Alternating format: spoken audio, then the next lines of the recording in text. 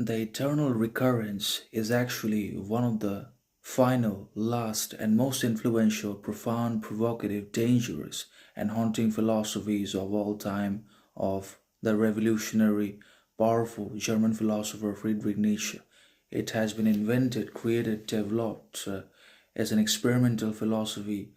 from and by Nietzsche because he wanted to experiment with everything that there was and that he had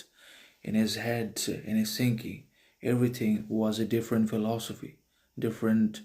from convention, and also a rebellion, revolt against the previous philosophies, former philosophers, and also the present norms, rules, regulations, beliefs, ideals. uh, Everything is basically criticized, condemned, opposed, and challenged in his entire philosophical framework, and nothing is being accepted, approved, embraced until unless it has absolute guarantee and prioritizes life, meaning, happiness, etc. So the eternal recurrence basically refers to the idea that everything repeats itself on an endless level, and it's a cycle of repetition, ignorance, arrogance, pain, suffering, torment that is life in one way or another. It suggests and puts forward the idea that everything ultimately, inevitably, is basically repetition at the end of the day, and either it's our qualities, virtues, actions of ignorance, arrogance, mediocrity, conformity, or it's our lives of pains, tragedies, torments, pains, sorrows, sufferings. Everything repeats based off our life, based off how our life has unfolded. But the only way out of this mess or hell is the absolute acceptance of life as it is,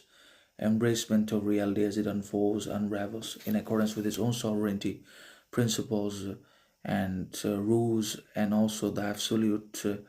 approval of fate. Because if we do not love our fate, then we will not love our life, and if we do not love solitude, we will not love freedom, we will not achieve freedom, sovereignty, distinction, individuality in our lives if we are not absolutely focused upon our lives, upon the generation of meaning, significance, content, through consistent, constant engagement, involvement, and the commitment of one action after another, the overcoming conquest of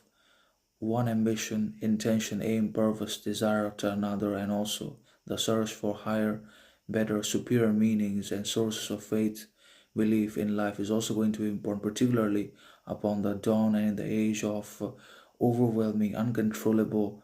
and normalized